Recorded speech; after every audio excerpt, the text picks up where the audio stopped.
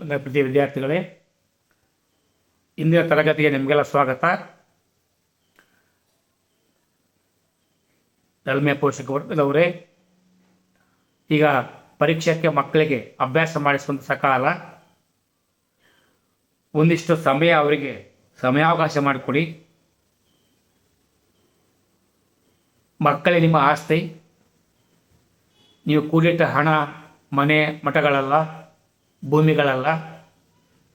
ಆ ಮಕ್ಕಳು ನಿಮ್ಮ ಸಂಸ್ಕೃತಿ, ನಿಮ್ಮ ಬದುಕನ್ನು ಉಳಿಸ್ಕೊಂಡು ಹೋಗಬೇಕಾದ್ರೆ ಅವರಿಗೆ ಉತ್ತಮ ಜ್ಞಾನ ಕೊಡಬೇಕಾದದ್ದು ಪೋಷಕರಾದ ಕರ್ತವ್ಯ. ಅವರಿಗೆ ಹೇಳಬೇಕು, ನೀವು ಓದ್ಕೊಳ್ಳಿ, ಚೆನ್ನಾಗಿ ಅಭ್ಯಾಸ ಮಾಡಿ, ರೇಗಿಸ್ಬೇಡ್ರಿ. ಅವ್ರ ಮನೆ ಹುಡುಗ ನೋಡಿ ಇಷ್ಟು ಮಾರ್ಕ್ಸ್ ತಗೊಂಡಿದ್ದಾನೆ, ಯಾಕೆ ಇಷ್ಟು ತಗೊಂಡಿಲ್ಲ, ಇದು ಬೇಕಿಲ್ಲ. ಅವ್ರಿಗೆ ಅಭ್ಯಾಸ ಮಾಡಿ, ಚೆನ್ನಾಗಿ ಓದ್ತಿದ್ದೀರಿ, ಹೀಗೆ ಶಿಫಾರಸು ಮಾಡ್ತಾ ಹೋದರೆ ಅದೇ ಮಕ್ಕಳ ಮುಂದೆ ಅಭ್ಯಾಸ ಚೆನ್ನಾಗಿ ಮಾಡ್ಕೊಳ್ತವೆ, ಉತ್ತಮ ಅಂಕವನ್ನು ಪಡ್ಕೊಳ್ತವೆ. ನಾನಿಂದು ನಿಮ್ಮೆದುರು ತರಬಯಸಿದ ವಿಷಯ ಏನಪ್ಪ ಅಂದರೆ, ಭಾರತದ ಪ್ರಮುಖ ಸರೋವರಗಳು. 10ನೇ ತರಗತಿ ಭೂಗೋಳದಲ್ಲಿ ಬರ್ತದೆ. ಈ ಪಾಠದಲ್ಲಿ 1 ಅಥವಾ 2 ಅಂಕಕ್ಕೆ ಬರ್ತದೆ. ನಮ್ಮ ಭಾರತ ದೇಶದಲ್ಲಿ ಪ್ರಕೃತಿದತ್ತವಾಗಿ ಸರೋವರಗಳು ಇದಾವ ಪ್ರಶ್ನೆ ಮಾಡಿಕೊಂಡ್ರೆ ಇದಾವೆ. ಸರೋವರಗಳಲ್ಲಿ ಎಷ್ಟು ವಿಧ?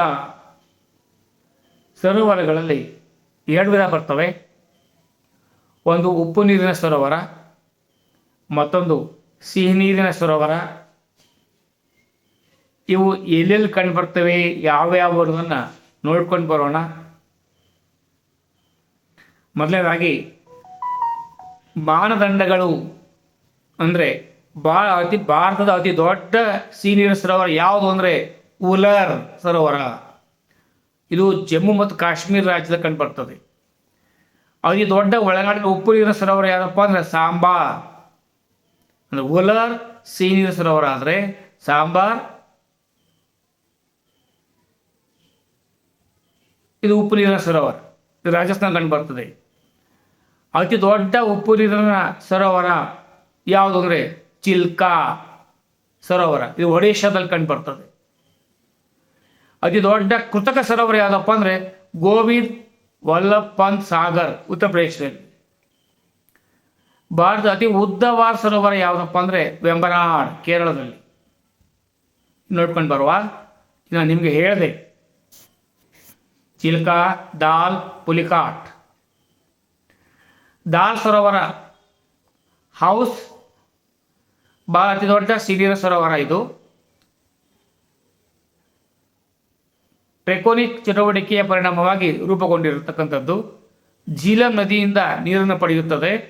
ಜಲಚರಗಳ ಸಮೃದ್ಧ ವೈವಿಧ್ಯತೆಯನ್ನು ಬೆಂಬಲಿಸುತ್ತದೆ. ಇದು ಪ್ರಮುಖ ಮೀನುಗಾರಿಕಾ ತಾಣವಾಗಿದೆ. ಇನ್ನು ದಾಲ್ ಸರೋವರಕ್ಕೆ ಬರೋದಾದರೆ ಹೌಸ್ ಬೋಟ್ಗಳು ಮತ್ತು ಶಿಕಾರ ಸವಾರಿಗಳಿಗೆ ಹೆಸರುವಾಸಿಯಾಗಿದೆ. ಇದನ್ನು ಕಾಶ್ಮೀರದ ಕಿರೀಟದಲ್ಲಿ ರತ್ನ ಅಂತ ಕರೀತಾರೆ, ದಾಲ್ ಸರೋವರನ್ನು. ಶ್ರೀನಗರ ನಗರಕ್ಕೆ ನೀರು ಸರಬರಾಜಿನ ಪ್ರಮುಖ ಮೂಲವಾಗಿದೆ. ಈ ಸರೋವರವನ್ನು 4 ಭಾಗಗಳಾಗಿ ವಿಂಗಡಿಸಲಾಗಿದೆ. ಅವು ಯಾವಂದರೆ ಗಾಗ್ರಿಬಲ್, ಲುಕುತ್, ದಾಲ್, ಬೋರ್, ದಾಲ್ ಮತ್ತು ನೈಜಿನ್. ಇನ್ನು ಚಿಲ್ಕಾಕ್ಕೆ ಬರೋದಾದರೆ ಇದು ರಾಮ್ಸರ್ ತಾಣ ಅಂತ ನಾವು ಹೇಳ್ತೇವೆ. ಭಾರತದ ಅತಿ ದೊಡ್ಡ ಹಿನ್ನೀರಿನ ಕರಾವಳಿ ಇದು ಲಾಗೂನ್ ಅಂತ ಹೇಳ್ತೇವೆ. ಲಗೂನುಗಳು ಉಪ್ಪು ನೀರಿನಿಂದಾದ ವಿಪುಲವಾದ ಜಲರಾಶಿಗೆ ನಾವು ಲಗೂನುಗಳು ಅಂತ ಕರಿತೇವೆ. ಅದು ಅಳಿವೆಗಳೆಂದು ಕರಿತೇವೆ. ವಿಶ್ವದ ಅತಿ ದೊಡ್ಡ ಕರಾವಳಿ ಲಗೂನ್. ವಲಸೆ ಪಕ್ಷಿಗಳಿಗೆ ಪ್ರಮುಖ ಚಳಿಗಾಲದ ತಾಣ. ಅಳಿವಿನಂಚಿನಲ್ಲಿರುವ ಇರುವಾಡಿ ಡಾಲ್ಫಿನ್ಗಳಿಗೆ ನೆಲೆ. ವಾರ್ಷಿಕ ಪಕ್ಷಿ ಉತ್ಸವ, ಪರಿಸರ ಪ್ರವಾಸೋದ್ಯಮಕ್ಕೆ ಹೆಸರುವಾಸಿ ಚಿಲ್ಕಾ ಸರೋವರ. ಸಾಂಬಾರ್ ಸರೋವರಕ್ಕೆ ಬರೋದಾದರೆ ನಾನು ನಿಮಗೆ ಆಗಲೇ ಹೇಳಿದೆ, ಅತಿ ದೊಡ್ಡ ಒಳನಾಡಿನ ಉಪ್ಪು ನೀರಿನ ಸರೋವರ ಅಂಥೇಳಿ. ರಾಜಸ್ಥಾನ ಹೆಚ್ಚು ಉಪ್ಪು ಉತ್ಪಾದನೆಯ ಮೂಲವಾಗಿದೆ. ಪ್ರತಿ ವರ್ಷ ಸುಮಾರು 1,96,000 ಟನ್ ಶುದ್ಧ ಉಪ್ಪನ್ನು ಉತ್ಪಾದನೆ ಮಾಡಲಾಗ್ತದೆ ಸಾಂಬಾರ್ ಸರೋವರದಿಂದ. ಭಾರತದಲ್ಲಿ 2ನೇ ಅತಿ ದೊಡ್ಡ ಉಪ್ಪು ಉತ್ಪಾದಿಸುವ ಸ್ಥಳ. ಅತಿಯಾದ ಅಕ್ರಮ ಉಪ್ಪು ಹೊರತೆಗೆಯುವುದಾಗಿ ಪರಿಸರ ಸವಾಲು ಎದುರಿಸ್ತಾ ಇದೆ. ಇನ್ನು ಪುಲಿಕಾಟ್ಗೆ ಬರೋಣ. ಭಾರತ ಎರಡನೇ ಅತಿ ದೊಡ್ಡ ಉಪ್ಪು ನೀರು ಸರೋವರ ಆಂಧ್ರ ಪ್ರದೇಶ ಮತ್ತು ತಮಿಳುನಾಡುಗಳಲ್ಲಿ ಪುಲಿಕಾಟ್. ಫ್ಲೆಮಿಂಗೋಗಳಿಗೆ ಹೆಸರುವಾಸಿಯಾದ ಪುಲಿಕಾಟ್ ಪಕ್ಷಿಧಾಮ ಹೊಂದಿದೆ. ಸ್ಥಳೀಯ ಜೀವನೋಪಾಯಕ್ಕೆ ಬೆಂಬಲ ನೀಡುವ ಪ್ರಮುಖ ಮೀನುಗಾರಿಕೆ ತಾಣವಾಗಿದೆ.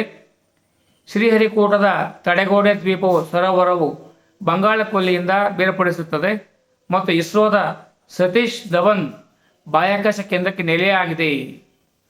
ಲೋಕ್ತಕ್ ಸರೋವರ ಈಶಾನ್ಯ ಭಾರತದ ಅತಿದೊಡ್ಡ ಸಿಹಿನೀರಿನ ಸರೋವರ. ಈಶಾನ್ಯ ಭಾರತದ್ದು ವಿಶ್ವದ ಏಕೈಕ ತೇಲುವ ರಾಷ್ಟ್ರೀಯ ಉದ್ಯಾನವನವಾದ ಕೈಬುಲ್ ಲಮ್ಸಾವೋ ರಾಷ್ಟ್ರೀಯ ಉದ್ಯಾನವನಕ್ಕೆ ನೆಲೆಯಾಗಿದೆ. ಅಳಿವಿನಂಚಿನಲ್ಲಿರುವ ಸಂಖ್ಯೆ ಜಿಂಕೆಗಳ ಬೆಂಬಲಿಸುತ್ತವೆ.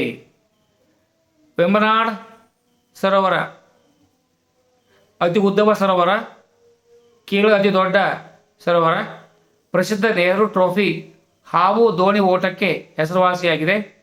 ಸಿಹಿನೀರು ಮತ್ತು ಉಪ್ಪು ನೀರಿನ ವಲಯಗಳನ್ನು ಒಳಗೊಂಡಿದೆ. ಕೇರಳದ ಅಕ್ಕಿ ಬಟ್ಟಲು ಎಂದು ಕರೆಯಲ್ಪಡುವ ಕುಟ್ಟನಾಡ್ ವೆಂಬನಾಡ್ ದಕ್ಷಿಣ ಭಾಗದಲ್ಲಿದೆ.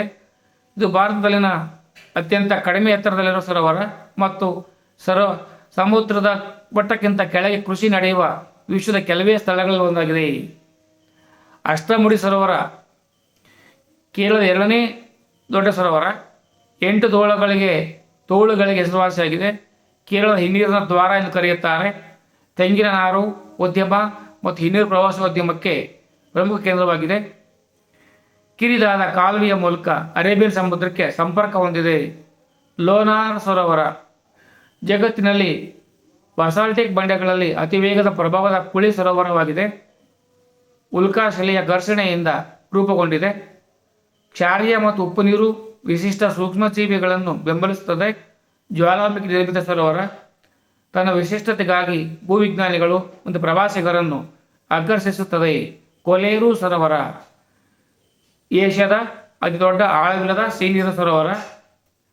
ವಲಸೆ ಪಕ್ಷಿಗಳಿಗೆ ಹೆಸರುವಾಸಿಯಾಗಿದೆ. ವನ್ಯಜೀವಿ ಅಭಯಾರಣ್ಯಗಳಿಂದ ಘೋಷಿಸಲಾಗಿದೆ. ಅಕ್ರಮ ಜಲಚರ ಸಾಕಣೆ ಪದ್ಧತಿಗಳಿಂದ ಬೆದರಿಕೆಗಳನ್ನು ಎದುರಿಸುತ್ತದೆ. ಪರಿಸರ ಪ್ರಾಮುಖ್ಯತೆಯಿಂದಾಗಿ ರಾಮ್ಸರ್ ತಾಣವಾಗಿದೆ. ಮಾನ್ಸೂನ್ ಸಮಯದಲ್ಲಿ ಪ್ರವಾಹ ಸಮತೋಲನದ ಜಲಾಶಯವಾಗಿ ಕಾರ್ಯನಿರ್ವಹಣೆ ಮಾಡುತ್ತದೆ. 10ನೇ ಕ್ಲಾಸಿಗೆ ಕೇಳ್ತಾರೆ ಸರೋವರಗಳು ಎಂದರೇನು, ಲಘುನುಗಳು ಎಂದರೇನು, ಅಳಿವೆಗಳು ಎಂದರೇನು, ಉದಾಹರಣೆ ಕೊಡಿ. ಸರೋವರಗಳು ಎಷ್ಟು ವಿಧ? ಒರಿಸ್ಸಾದಲ್ಲಿ ಹೀಗೆ ಬರ್ತದೆ, ರಾಜಸ್ಥಾನದಲ್ಲಿ ಹೇಗೆ ಬರ್ತದೆ, ಕಾಶ್ಮೀರದಲ್ಲಿ ಹೀಗಿದೆ. ಇವೆಲ್ಲವುಗಳಿಗೂ ನಾನು ವಿಸ್ತೃತವಾಗಿ ನಿಮ್ಗೆ ಹೇಳಿದ್ದೇನೆ. ನಿಧಾನವಾಗಿ ನೋಟ್ಬುಕ್ಕಲ್ಲಿ ನೋಟ್ ಮಾಡ್ಕೊಳ್ಳಿ, ಅಭ್ಯಾಸ ಮಾಡ್ಕೊಳ್ಳಿ. ಪರೀಕ್ಷೆ ಬಂದಾಗ ಚೆನ್ನಾಗಿ ಬರೀರಿ, ಯಶಸ್ಸನ್ನು ಪಡೆಯಿರಿ. ಸರ್ವೇ ಜನೋ ಸುಖಿನೋ ಭವಂತು. ಜೈ ಹಿಂದ್, ಜೈ ಕರ್ನಾಟಕ, ಜೈ ಭಾರತ್ ಮಾತೆ.